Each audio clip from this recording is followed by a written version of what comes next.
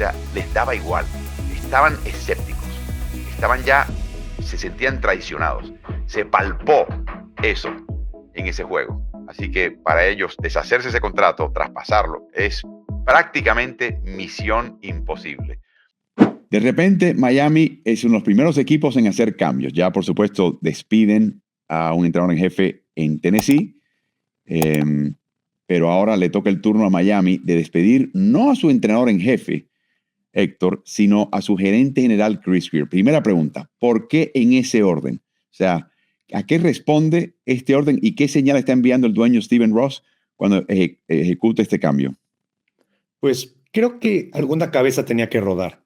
A final de cuentas, no es el inicio de año que esperaban. Y el equipo creo que se dieron cuenta que la construcción no es la adecuada. ¿En qué sentido? En que le apostaron todo a esa ofensiva veloz del coach McDaniel, que tienes a Tyreek Hill, Jalen Waddle, reclutaron otros receptores, pero en los últimos años no han acertado una. O sea, sí tuvieron ciertos jugadores buenos que eligieron en su momento, que si Micah Fitzpatrick, que si Van Ginkel, Jalen Waddle no es una mala selección, pero desde 2020 no eligen a alguien que siquiera llegue al Pro Bowl. Y estamos hablando de este Pro Bowl nuevo en el que 3/4 partes de la NFL termina siendo invitado eventualmente. O sea, estás hablando de un equipo que no supo construir del todo alrededor a la plantilla. Y eso les termina costando. O sea, también lo hemos visto en otros equipos. Por ejemplo, cuando Kansas City tuvo una pequeña laguna, se juntaron un par de drafts malos. Con los Rams también pasa. El tema es que cuando fallas tanto, necesitas entonces que tus estrellas sean las que carguen el peso. Y Tua Tagovailoa no es exactamente el quarterback que supla tanto. Creo que puedes ganar con Tua. Miami llegó al final de cuentas 2 veces a playoff, pero no ganas gracias a Tua. Entonces, cuando ya le pones mucho más responsabilidad a un quarterback que no está entre los más talentosos de la liga, pues terminas notando que la línea ofensiva es mala, que te faltan receptores, que la presión ya no es tan buena. También tuviste una cantidad impresionante de lesiones en la defensiva secundaria. Entonces, suma todo y al fin de cuentas, pues esto, el dueño decidió darle la oportunidad, una última al coach, que veremos a final de temporada qué pasa, pero alguna cabeza tenía que rodar. Y también recordemos, Miami es el equipo que tiene más años sin ganar un partido de postemporada. Un cuarto de siglo. Exactamente, desde el año 2000, si no me equivoco. Jay Fiedler le gana, si no me equivoco, es a Peyton Manning, un partido de playoffs. O sea, ya llovió. Entonces, esa pequeña desesperación. Y también ves en la esquina de enfrente, los Patriotas, quizá con menos talento, si eso nos vamos, están teniendo un gran año. Bueno, Grier, recuerden, estuvo ahí antes de que llegase McDaniel. Esa decisión de traerlo a él fue precisamente de Chris. El papá de Chris Grier era un ejecutivo de evaluación de talento con el equipo de Patriotas. De hecho, en un momento fue informalmente el gerente general del equipo. Él venía de la escuela de Parcells. Y la escuela de Parcells siempre es: consíguete gente grande y fuerte. La velocidad, si la consigues con una talla grande y fuerte, mejor. Piensa un poquito en Lawrence Taylor. Pero si no, grande y fuerte son las prioridades. Chris llega a Miami, es todo lo contrario. Ligero y veloz. Ligero y veloz, ligero y veloz. Y por un momento funciona. Pero hay, por ejemplo, posiciones donde ser ligero y veloz, no creo que, mi opinión, funciona sobre todo con el quarterback que mencionas, Tua Tagovailoa. Y abandonaron la línea ofensiva. Creo que también influye mucho en qué división y en qué conferencia juegas. ¿Por qué? Porque en tu división compartes con el equipo de Nueva York, de Buffalo, y también con los Patriotas, que es ir al frío en el invierno. Y los playoffs significarían ir a Baltimore, a Cincinnati, no sé, bueno, Houston no exactamente, tienes dominó, Kansas City, Denver. O sea, son lugares donde necesitas más esa fortaleza física. Si estuvieras quizá en la conferencia nacional donde hay muchos más domos, y realmente los fríos son Green Bay y Filadelfia, pues a lo mejor puedes capotear y con esa velocidad, jugando en las pistas rápidas, bajo techo, pues lo puedes hacer. Entonces, creo que por ahí es esa la decisión de darle cuello al gerente general, porque se dieron cuenta que la construcción terminó fallando. En 9 años, marca de 78 y 80, 3 ocasiones en postemporada, 3 derrotas, inmediatamente pierden en el 26-16 contra Pittsburgh, en el año 22 contra Buffalo, un partido muy cerrado, que recuerdo que era Skylar Thompson, el quarterback de ese equipo, porque están los demás lesionados, y luego en Kansas City Chiefs en el año 23.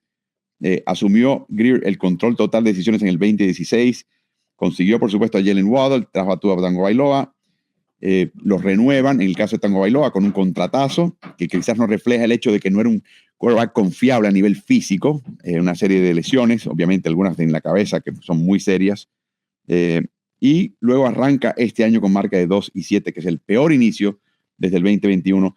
Y estuve hablando con un amigo nuestro de la producción y mío que vive en Miami, es argentino, y dice que ha visto todos los partidos de Dolphins de local en los últimos años. Dice que hay momentos cuando el equipo a la ofensiva consigue un primer down, que el individuo, el altoparlante, la voz del estadio dice, primer down, es para arengar a la afición. Dice que la afición no reaccionaba por primera vez que lo hubiese visto en los años que él lleva viendo a Miami jugando. O sea, les daba igual. Estaban escépticos. Se sentían traicionados. Se palpó eso en ese juego. Y fue un juego determinante y ahí empezó la idea de deshacerse de este grupo. Stephen Ross tiene 80 y pico años de edad. Y él, por un lado, no quiere hacer el error de novato, Héctor, de hacer mucho cambio. No, quita y pon. Me pregunto, sin embargo, me imagino que con el cambio de Greer, lo que está señalando es, queremos un nuevo régimen. Eso toma tiempo. Contratar a un gerente general toma mucho más tiempo que contratar a un entrenador en jefe, porque típicamente el gerente general tiene una visión de quién quiere. O sea, todo empieza con el gerente general y eso toma tiempo. Y también le está diciendo al resto de la liga, incluyendo asistentes, inclusive gerentes generales cuyo contrato podría expirar, decir, estamos dispuestos acá, llámenos. O sea que la plática y la evaluación de gerentes generales ya empezó desde el momento que despiden el día siguiente.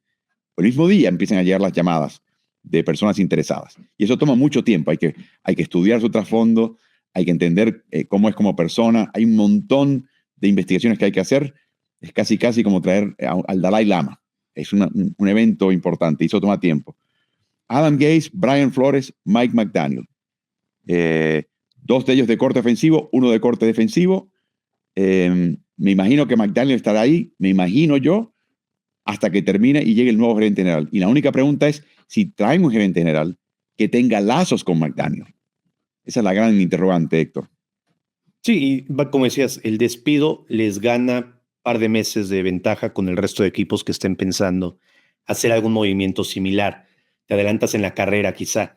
No es la situación ideal. También, por otro lado, lo pienso, si cambias de gerente, cambias de coach, no hay una opción mayúscula, flagrante, no hay un Jim Harbaugh, no hay un Sean Payton, este mercado, que digas va a ser una opción que es imperdible, que sí o sí lo tienes que conseguir y es una mejora respecto a lo que haya hecho antes el coach o el mismo gerente. Entonces, es una situación bien peculiar para Miami, pero sí la realidad es que están ya no solo quedándose atrás de Buffalo en la división de la conferencia americana, sino que también Patriotas ya les rebasó. Y bueno, Jets, con todos los movimientos que hizo, va a terminar siendo un trabajo atractivo para ejecutivos. ¿Por qué? Porque vas a tener una selección alta del draft. Tu quarterback, o sea que tú vas a tener la capacidad de elegirlo, no vas a heredar a Justin Fields, no tienes, por ejemplo, lo que le pasó a Brian Daboll, que heredó a Daniel Jones en los Giants. O sea, va a poder escoger todo y muchas selecciones del draft. Entonces, como que un trabajo bastante llamativo. Miami tiene sus atractivos, claro, el clima, las cuestiones del dinero y la contratación, pero sí, la verdad es que pareciera que la ventana que tenía Miami cuando llega McDaniel en 2022, que ya se ha cerrado, está muy complicado y cerca de hacer casi un borrón y cuenta nueva de todo. Aunque también quisiera mencionar, la marca es perdedora, la marca es mala, pero no están tan lejos de tener un récord positivo de 500, por así decirlo. Contra Patriotas pierden porque Devon Echam pisa fuera en la última serie ofensiva. Iban empatados a 21 puntos en Buffalo en un jueves por la noche. Contra Carolina ganaban 17-0, le ganaban a los Chargers a menos con 46 segundos por jugar. Contra Baltimore también tienen un buen inicio, pero llega un balón suelto, fallan un par de goles de campo y una cuarta oportunidad ahí en la primera mitad y todo se desquicia. El gran problema que tienen es que, como decía, puedes ganar con Tua si el plan funciona, ¿no? Si estás en una situación de partido, de una posesión, partido cerrado y todo. Cuando Tua tiene que lanzar a destajo, no puede. Y ni No. siquiera podía en Alabama cuando tenía a Waddle, Judy, Rocks, 18 mil millones de corredores que acabaron en la NFL. Ese es el punto que tienen y es la decisión que van a tener que ver. Quien sea que llegue va a tener que pensar, sí, pues hacen a lo mejor un Russell Wilson en Denver, le dan las gracias y empezar de cero. Muy interesante. Hablaremos de un quarterback que podría estar en Miami en el futuro, en otro segmento más adelante, aquí en la NFL al día. Revisen todos los segmentos que tenemos en YouTube. Champ Kelly es ahora la mano derecha de Grier, el que se encarga de tomar decisiones, sobre todo para el draft. Pero él también está en ascuas, al pendiente de quién van a traer y no van a traer. Como mencionas, si traen a un jefe con peso y con poder, esa persona va a traer a alguien de confianza para que sea su gerente general. Así que yo creo que están todos un poquito en ascuas. El que se tiene que quedar es el último regalito que le hizo Chris Grier a Miami, es Tua Tagovailoa. Contrato de 4 años, más de $50 millones por año. Está en el primer año de su contrato en este 2025. Así que para ellos deshacerse ese contrato, traspasarlo, es prácticamente misión imposible. Pero lo que obliga al equipo a hacer algo que te tiene que hacer ya, que es por favor dedicarle talento del draft a una línea ofensiva mucho más fornida y capaz de lo que tiene ahora. O sea, el gran abandono de las trincheras, sobre todo la parte interna en la defensiva y toda la línea en el lado ofensivo, tiene que terminar. O sea, Miami tiene que empezar a distinguirse como el resto de la liga por su capacidad de proteger al quarterback, sobre todo ese quarterback. Así que va a ser interesante. La lista de candidatos sería larga. De nuevo, si no traes un entrenador en jefe que ya tenga su mano derecha definida. Por ejemplo, Alex Halaby, que es la mano derecha de Howie Roseman en Filadelfia. Chico muy, muy respetado y cotizado y que ya ha empezado a entrevistarse para puestos y vacantes de la NFL. Nolan Teasley, mano derecha de Schneider en Seattle. Obviamente lo que han hecho con el equipo ha sido muy interesante este año y la manera de tú recrear el equipo en el final de la época de Carroll, la transición a McDonald, ha sido muy interesante y muy atractiva para un equipo, y es un equipo fornido, dicho sea de paso, el de Seattle. O sea, están con esa mentalidad también. Y el otro interesante acá, y esto habla más bien de la posible permanencia de McDaniel, es Josh Williams, que viene de San Francisco, un chico que fue receptor en la Universidad de Columbia y lleva años con el equipo de San Francisco. Coincidió brevemente con McDaniel allá, y yo creo que hay una posibilidad de que sea una cuestión de que los sistemas y la filosofía de juego sea la misma para ambos. Pero cuando te digo estos 3 nombres, puede ser cualquier otro. La lista es larguísima. Pero Miami tiene que cambiar un poquito de filosofía. Y yo no sé por qué Grier siempre se empeñaba en el tema de algo ligero. Quizás, Héctor, te lo digo, desconocimiento. Esto es una hipótesis de que en un lugar prácticamente tropical y templado, el tener peso te juega en contra. No sé, es lo único que se me ocurre. Que él llegó a esa conclusión. Y que por lo tanto dice, no, este equipo tiene que ser ligero y veloz. Bueno, ese experimento fracasó. Y fracasó sin excusas. No hay manera que tú me digas a mí, no, lo que faltaba era esto, o se lesionó tal. No. Eso fracasó. Así que hay que buscar un nuevo modelo, y el tiempo apremia porque el señor Ross se está poniendo viejito. Y no se puede esperar mucho tiempo más, Héctor. No sé cómo lo ves. Y lo que no tienen que hacer es, o sea, tienes que hacer el match perfecto de toda la organización. Porque decíamos, llevan 24, 25 años en ganar en playoffs. Eso quiere decir que jugadores, entrenadores, gerentes han pasado y no cambia la cosa. ¿Qué es la única constante? El dueño. Entonces hay que ver qué están haciendo ahí. Digo, es complicado porque tienes el dinero del mundo y estás acostumbrado a hacer lo que te da la regalada gana.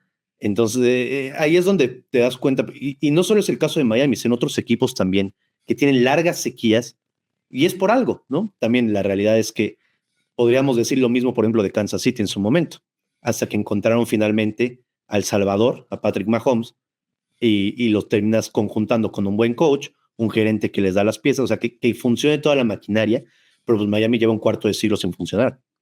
Y recordemos ese cuento de Ross invitando a Tom Brady cuando todavía estaba bajo contrato con Inglaterra para ir a su yate en Miami. O sea, yo creo que a raíz de todo eso y lo que pasó con Brian Flores, Ross quedó totalmente escarmentado. Y la actitud que ha tenido desde entonces es manos atrás. No te involucres. Y por ejemplo, ese caso de Brady me da la impresión que es uno de esos bandazos, de esos ideas locas que se me ocurren, vamos a traer a Brady. Pero Brady sí, ganó un Super Bowl con Tampa, felicidades, muy bien, pero es un plan de 2, 3 años, a lo más, lo que sonaba de Drew Brees también en su momento, ¿no? Que si a lo mejor así lo llevaban ahí, pues es una solución a corto plazo, y pues va a pasar, supongamos que hacen algo similar, que traen, no sé, algún quarterback de ese estilo veterano, en 2 años vas a tener que pensar de nuevo, y lo que decía hace rato, en la americana tienes que pensar en un equipo y en un quarterback que sea capaz de ganarle en playoff quizá a Herbert, a Lamar Jackson y a Josh Allen para llegar siquiera al Super Bowl. O sea, es mucho más complejo.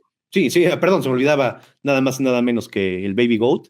Entonces, es una situación que tienes que, no está tan sencillo, o sea, a lo mejor quizá valdría la pena pensar en una reconstrucción en 2 años, que se supone que vienen mejores quarterbacks del draft, no tanto para el que viene, ir acomodando todo para salirte del contrato de Tua, quizá coach nuevo, ya lo de Tyreek Hill, pues quién sabe si vaya a volver a jugar, pero es un contrato pesado, limpiar las cuentas y empezar relativamente de cero en un par de años. Es un discurso muy, muy difícil de digerir para los aficionados, para los jugadores, pero es que en este momento, la verdad es que no estás tan lejos de estar en ese punto de estar tan mal.